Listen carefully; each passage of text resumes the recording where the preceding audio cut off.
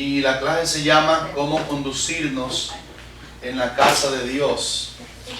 Estamos grabando la enseñanza para que se quede con los hermanos que van a aprender, y los que no pueden estar aquí en el país, y pueden en otro país ver el video que el hermano Mario está grabando para ustedes. Entonces vamos a leer el versículo que va a ser el versículo clave. Posiblemente van a ser 4 conferencias de cómo conducirnos en la casa de Dios. Estamos esperando que lleguen más alumnos. Ok, después, ok. Después lo pueden parar? Mejor ahora, hermano. Volando. No, está bien.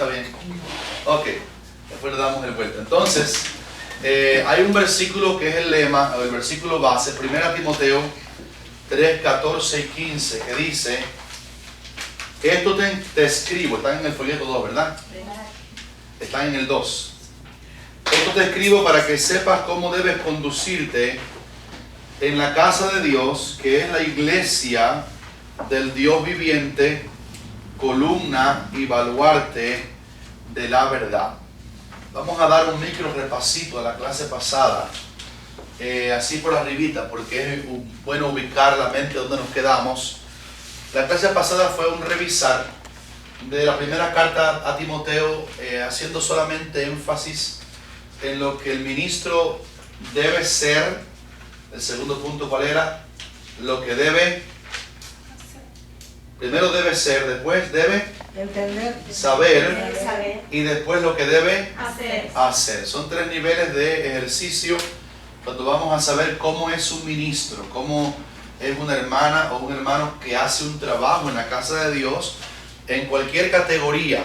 Un ministro no es el que usa una corbata, el que tiene un cargo. Un ministro es el que ministra a Dios y ministra a los hombres. Eso es un ministro. Entonces, hay 3 niveles. Primero, cómo debe ser el ministro.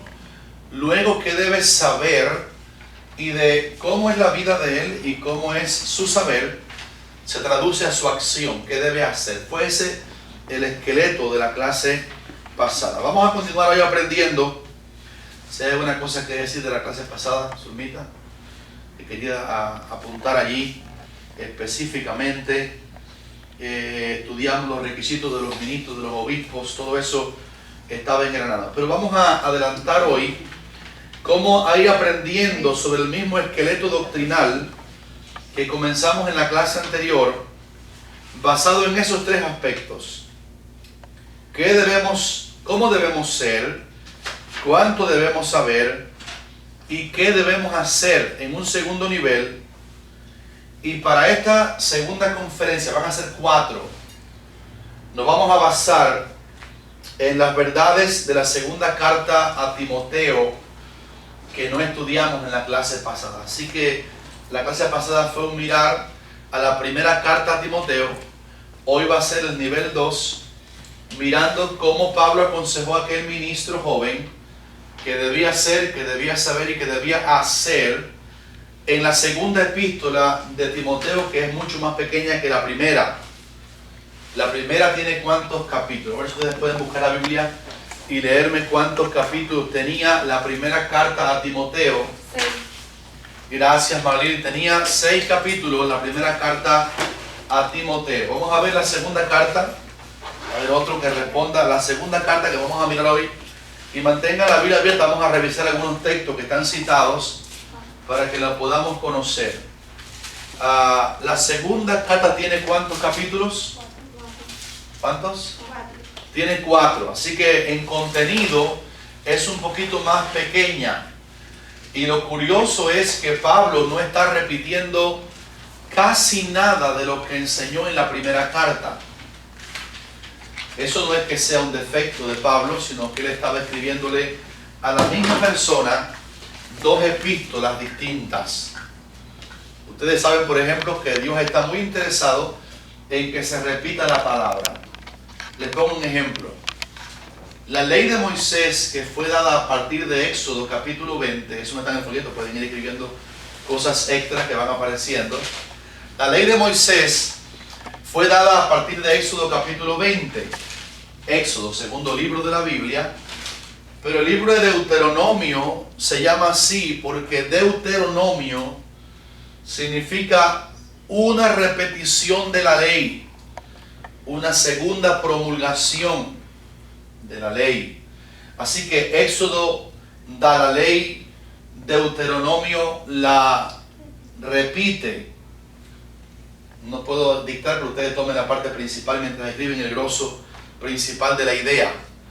Entonces, Dios está interesado en que se repita, pero ese no es el caso de primera a Timoteo y de segunda a Timoteo, en el cual Pablo no repite nada en la segunda carta, más bien amplía algunos términos ministeriales de cómo conducirnos en la casa de Dios.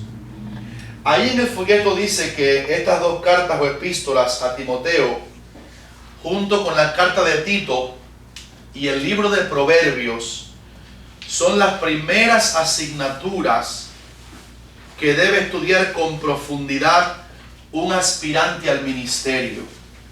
Por eso hemos elegido estas dos epístolas primero en nuestro estudio de cómo ser, saber y hacer. Se recomienda que alguien que va a comenzar un ministerio, y no solo el que lo va a comenzar, también la persona que ya lo tiene pero quiere perfeccionarlo, lea y estudie primera y segunda Timoteo, Tito y Proverbios. Ahí aparece en el folleto un ejemplo de cuando yo comencé mi ministerio pastoral hace unos años.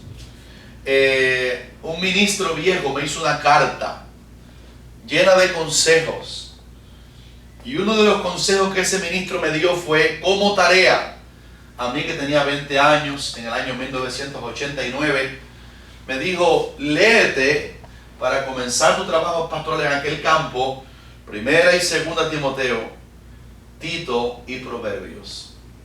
Esas tres cartas, porque son cartas dadas a ministros, y siempre tenemos que hacer diferencia cuando una carta fue dirigida a una iglesia o cuando una carta fue dirigida a un ministro. Hoy estamos grabando esto en video para que nos quede. Bienvenidos, hermanos queridísimos. Arnel, Marisabel, ahí tenemos Zulma, Marili, Nelly, Elizabeth y Rosita, que los llamaron de otros países le conozcan. Y van llegando más alumnos. ¿Estamos en la página 1 todavía ustedes? Página 1. La diferencia entre cartas a las iglesias y las cartas a primera y segunda Timoteo y a Tito es que estas últimas son epístolas pastorales dirigidas a ministros, mientras que las otras son dirigidas a iglesias. ¿Ustedes creen que se le habla igual a una congregación de creyentes que a ministros? No. ¿Cómo ustedes creen? No. El nivel de entendimiento es diferente, ¿verdad? Se le habla diferente a por ejemplo, a un pastor. Yo que he tenido la experiencia de predicar mucho a pastores, el nivel de hablarle a ellos no se parece en nada al mensaje que predicamos aquí un domingo. Aquí le predicamos a la grey del Señor, a las ovejas, igual que si uno escribe como Pablo escribió a los corintios, a los gálatas, a los efesios, a los filipenses, a los colosenses, etc. Le escribía a los hermanos y eran cartas dirigidas a la congregación. Déjenme decir algo muy curioso. Cuando uno ministra a la congregación, tiene que haber un nivel muy bueno de sabiduría en el que lo hace. Y una cosa que hemos dicho aquí a veces en diferentes cursos que hemos tenido, porque sentados en los bancos están los que llevan años en la fe y son maduros, y también están sentados los que llevan un mes en la iglesia y tienen que tomar leche, mientras que otros que están al lado pueden comer vianda o alimento sólido. Entonces el predicador o el que hace una epístola a una iglesia debe tener un lenguaje que la gente, todos puedan captar. Pero el que le escribe una carta, en este caso nuestra, a pastores o a ministros, está hablándole a un tipo especial de personas que están vinculadas en el ministerio. Por eso el lenguaje es un lenguaje un poquito más alto, más exigente, porque le habla a mayorales del rebaño, le habla a ministros de Dios. Esa es la diferencia. Y recuerdo que ese pastor amigo me dijo: tienes que leer, tienes 20 años, Eliseo, de edad, léete esas dos cartas, Timoteo, Tito y Proverbios. ¿Por qué también Proverbios? Porque ese es el libro de la sabiduría de la Biblia. Alguien dijo que cada creyente que quiere ser sabio debe leerse por lo menos un capítulo de Proverbios como dieta diaria. Y eso va a darle un salto a uno, porque hay tantas cosas aquí diseminadas en el trato con los necios, con los sabios, en el trato con la vida, en el trato con el pecado, cómo alejarnos, etcétera, etcétera. Tanta moraleja de ese libro, que los ministros que trabajan en la obra de cualquier categoría deben estudiar Proverbios. Bueno,